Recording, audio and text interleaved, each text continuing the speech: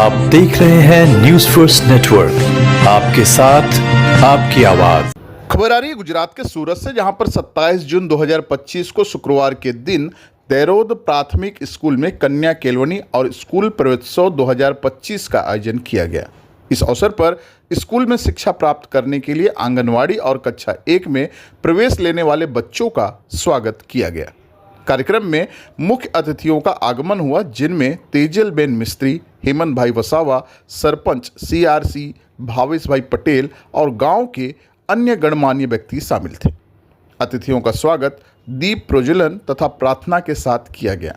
School के प्राचार्य भरत भाई चौहान ने अतिथियों का स्वागत किया और उन्हें पुष्पगुच्छ और पुस्तक भेंट की। कार्यक्रम के दौरान आंगनवाड़ी और कक्षा 1 में प्रवेश लेने वाले बच्चों को तिलक लगाकर मोहम्मद अफजल भाई सिंधा की ओर से विद्यार्थियों को शैक्षिक किट देकर उनका स्वागत किया गया। साथ ही कक्षा 1 से 8 तक के बच्चों को प्रथम स्थान प्राप्त करने वाले छात्रों को पुरस्कार देकर सम्मानित किया गया। आभार व्यक्त करने के लिए स्कूल शिक्षक अश्विन भाई पटेल ने धन्यवाद दिया। महानुभावों की उपस्थिति में वृक्षारोपण भी किया गया और स्कूल प्रबंधन समिति की बैठक आयोजित की गई, जिसमें शिक्षा के विकास के लिए मार्गदर्शन दिया गया। आइए देखते हैं हमारे संवाददाता मोहम्मद अंसारी की एक खास रिपोर्ट।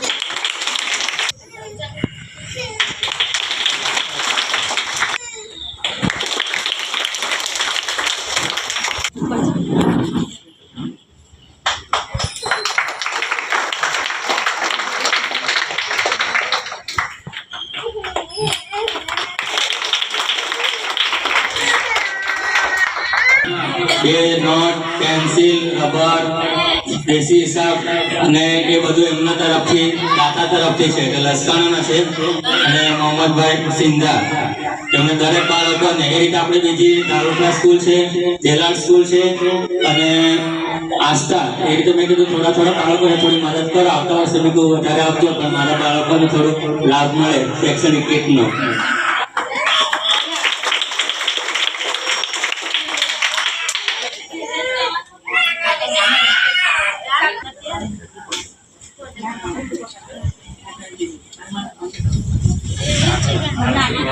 चलो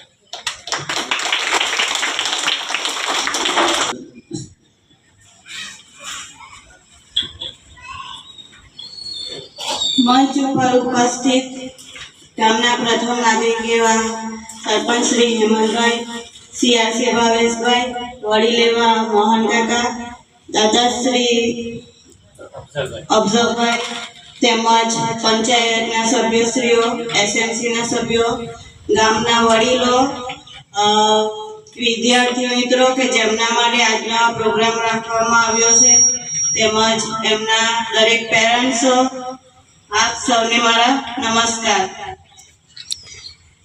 તેમજ આ સ્કૂલના પ્રિન્સિપલ, ટીચર સૌને મારા નમસ્કાર। મોદી સાહેબના અથાગ કે જેઓ પોતાનો કિંમતી સમય કાઢી આટલો સમય આપી આ બાળકો માટે આજે આપણે પણ સમય કાઢ્યો છે। તેમજ આજે આ બાળકોને જે અમને પણ થાય કે વાલીઓ ધ્યાન નથી આપતા એટલે પહેલી ફરજ અમારી ફરજ અમે નિભાવવા માટે તૈયાર છે, પણ વાલી તરીકે તમારી પણ ફરજ છે કે ફક્ત એટલું તો પૂછો કે આજે સાહેબે શું ભણાવ્યું, શું લખાયું, કેટલું આવડ્યું. એવી રીતે કદાચ કોઈ દિવસ લેસન ન આવ્યો તો તમે એકાદ દિવસ આવીને મુલાકાત કરી, ભાઈ સાહેબ હાલ તમે લેસન નથી આપતા, આજનું બાકી